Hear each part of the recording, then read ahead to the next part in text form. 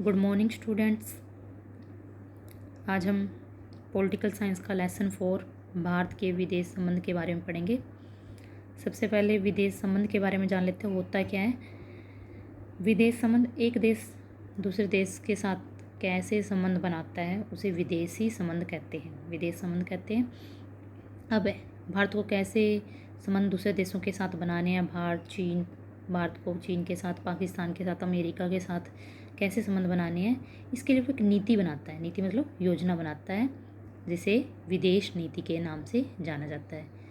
विदेश नीति का अर्थ में हम लिखेंगे, प्रत्येक देश दूसरे देश के साथ संबंधों की स्थापना के लिए विशेष प्रकार की नीति अपनाता है, जिसे हम विदेश नीति कहते हैं। कि हमें दूसरे देशों से कैसे संबंध बनाने हैं, इसके लिए पहले से ही योजना बनाई जाती है। हमारा पहला पॉइंट है गुट निरपेक्षता की नीति। 11वीं क्लास में हमने पढ़ा था धर्मनिरपेक्षता, यानी किसी भी धर्म को न मानने वाला। गुट निरपेक्षता, किसी भी गुट में शामिल न होना, किसी भी गुट को नहीं मान रहा। निरपेक्ष मतलब किसी भी गुट में वो शामिल नहीं हो रहा। गुट निरपेक्षता की नीति का क्या अर्थ है, किसी भी गुट में शामिल न होना। शीत युद्ध के दौर में दुनिया के देश दो खेमों में बट रहे थे। एक खेमे को की अगुवाई संयुक्त राज्य अमेरिका कर रहा था, तो दूसरे का सोवियत संघ रूस कर रहा था। अब पहले शीत युद्ध के बारे में जान लेते हैं। शीत युद्ध होता क्या है। दूसरे विश्व युद्ध के बाद विश्व दो वर्गों में बट गया था। दो वर्गों में बटा।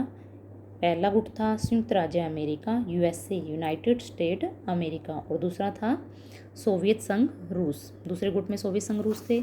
अब इन दोनों गुटों के साथ ही विश्व के लगभग देश हैं वो जुड़ गए थे। कुछ देश सोवियत संघ के गुट में चले गए थे और कुछ संयुक्त राज्य अमेरिका के गुट में चले गए थे। शीत युद्ध नाम से पता लगा, शीत मतलब ठंडा, यानी यह कोई प्रत्यक्ष युद्ध नहीं था। शीत युद्ध कोई प्रत्यक्ष युद्ध नहीं था, बल्कि यह तो दो महाशक्तियों के मध्य परस्पर विचारधाराओं का मतभेद था। मैंने पहले बताया था लेसन में कि संयुक्त राज्य अमेरिका में पूंजीवादी विचारधारा थी और सोवियत संघ रूस में साम्यवादी विचारधारा थी, जिसे हम समाजवादी विचारधारा कहते हैं। इसलिए दोनों ही देशों के बीच में विचारधाराओं का मतभेद था, और इस विचारधारा के मतभेद ने ही इन देशों के बीच में परस्पर तनाव को जन्म दिया, परस्पर एक संघर्ष पैदा कर दिया, जिसे हम शीत युद्ध के नाम से जाना जाता है। शीत युद्ध की परिभाषा में हम लिखेंगे, शीत युद्ध कोई प्रत्यक्ष युद्ध नहीं था, बल्कि यह दो महाशक्तियाँ कौन थी, अमेरिका और सोवियत संघ रूस के बीच में आपसी तनाव, विचारधाराओं का मतभेद और संघर्ष का नाम शीत युद्ध था। पूरा विश्व में वो दो खेमों में बट गया था। एक खेमे में कौन था, अमेरिका, और दूसरे में सोवियत संघ रूस था। दोनों ही के बीच में आर्थिक, राजनीति और सैन्य टकराव था। आर्थिक रूप से, राजनीतिक रूप से और सैन्य रूप से दोनों में ही काफ़ी टकराव था।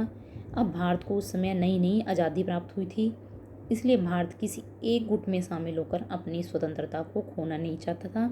इसलिए भारत ने गुट निरपेक्षता की नीति अपनाई, यानी भारत ने कहा कि वो किसी भी गुट में शामिल नहीं होगा, बल्कि स्वतंत्र विदेश नीति का निर्माण करेगा। नेक्स्ट अब नेहरू की भूमिका। भारत की विदेश नीति को निर्धारित करने में भारत के प्रथम प्रधानमंत्री पंडित जवाहरलाल नेहरू की क्या भूमिका थी। 1946 से लेकर 1964 तक, 1964 यानी मृत्यु तक, 1964 में पंडित जवाहरलाल नेहरू की मृत्यु हो गई थी।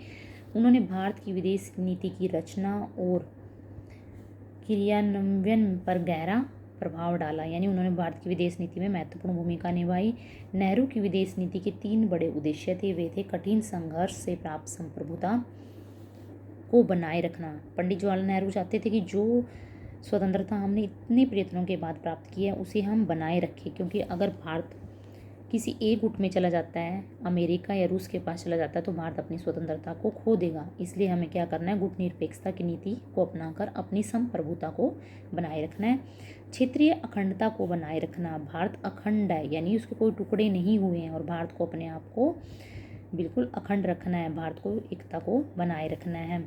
और तेज रफ्तार से आर्थिक विकास करना। अंग्रेजों ने भारत को जब आज़ाद किया तो भारत पूरी तरह से गरीबी में डूबा हुआ था और भारत को पूरी तरह से लूट लिया था। इसलिए भारत को अपना आर्थिक विकास है वो तेज गति से करने की ज़रूरत थी। शीत युद्ध के समय में अमेरिका ने उत्तर अटलांटिक संधि नाटो, शॉर्ट फॉर्म में NATO, North Atlantic Treaty Organisation यानी उत्तर अटलांटिक संधि संगठन की स्थापना की थी अमेरिका ने। ये एक सैनिक गठबंधन था, अमेरिका ने इसकी शुरुआत की थी। और सोवियत संघ ने इसके जवाब में वार्सा पैक्ट नामक संधि संगठन बनाया था। जब अमेरिका ने नाटो की स्थापना की तो सोवियत संघ ने उसका जवाब देते हुए वार्सा पैक्ट नामक संधि संगठन का निर्माण किया था। एक दोनों ही सैनिक गठबंधन थे जिनका प्रयोग इन्होंने अपनी सेना का विस्तार करने के लिए किया था। भारत ने गुटनिरपेक्षता की नीति को आदर्श माना और भारत ने किसी भी सैन्य समझौते में भारत शामिल नहीं हुआ। एफ्रो एशियाई एकता, एफ्रो यहाँ पे अफ्रीका के लिए यूज हुआ है। एशिया के जो देश हैं और अफ्रीका महाद्वीप के जो देश हैं उनके बीच में एकता को स्थापित करना।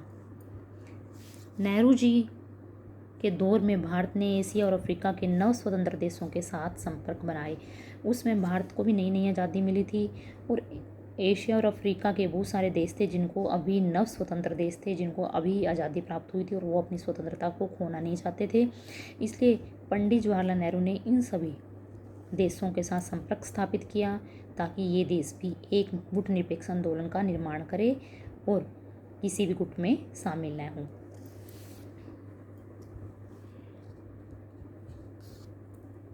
इंडोनेशिया के एक शहर बांडुंग में एफ्रो एशियाई सम्मेलन 1955 में हुआ।